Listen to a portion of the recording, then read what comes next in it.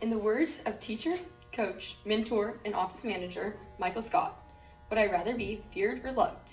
Easy. Both. I want people to be afraid of how much they love me. There are bosses who manage spreadsheets. There are bosses who manage people. And once in a lifetime, there is a boss who manages to make people laugh when they feel like crying. Today, I want to pay tribute to someone who, to many of us, may feel like just any other teacher, coach, or mentor we've ever had, Michael Scott. Michael Scott reminded us of something powerful, that leadership is not about perfection, it's about heart. Michael Scott may have worked in Scranton, Pennsylvania selling paper, but what he really sold, what he really gave, was connection and laughter. Today, I want to honor Michael Scott for 4 things that made him unforgettable: his humor, his belief in people, his resilience through embarrassment, and his lasting legacy of connection. First, Michael Scott taught that humor can be leadership. Michael didn't just tell jokes, he lived them.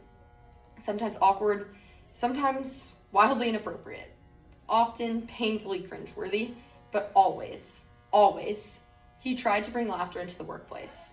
Humor for Michael was not just entertainment, it was armor, it was a bridge. It was the glue that held people together when stress threatened to pull them apart. But humor alone does not build loyalty. Laughter may open the door, but belief keeps people inside. Second, Michael Scott believed in people, sometimes more than they believed in themselves. He believed in Jim's talent, even when Jim wanted to escape. He believed in Pam's dreams, even when she doubted her abilities. He believed in Dwight's loyalty, even when his enthusiasm bordered on chaos. Michael saw potential where others saw flaws. He saw families where others saw co-workers, and that belief became contagious. He believed when it was inconvenient. He believed when it was unpopular. He believed when it was easier not to. Because to Michael Scott, people were not employees. They were his family. Yet, belief in others doesn't always mean success, and Michael Scott knew failure better than most. Third, Michael Scott shows us resilience through embarrassment. If embarrassment were a sport, Michael Scott would be an Olympic athlete. He burned his foot on the Foreman grill. He hosted painfully awkward meetings. He's made speeches that fell flat and jokes that landed harder than they should have. And yet, he always came back.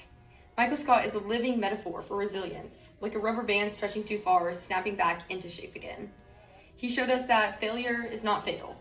Embarrassment is not the end, and dignity does not come from never failing. It comes from standing back up with a smile. And because of this resilience, Michael Scott left something behind that no spreadsheet or sale could ever measure. Finally, Michael Scott left a legacy of connection. At first glance, he was just a regional manager, but over time, he became something more, something rare. A mentor, a friend, and a family builder. When Michael Scott left Scranton, the office didn't just lose a boss, it lost the center of gravity. Like the sun disappearing from the sky, the workplace suddenly felt colder, quieter, and dimmer. And that is his true legacy. Not sales numbers, not promotions, but relationships. In conclusion, today, we honor Michael Scott for his 4 unforgettable gifts. His humor that united people, his belief that lifted them up, his resilience that inspired courage, and his connection that turned coworkers into family. Michael Scott reminds us that greatness is not measured in perfection, but passion, persistence, and people. So if there's one lesson we can carry forward for Michael Scott, let it be this.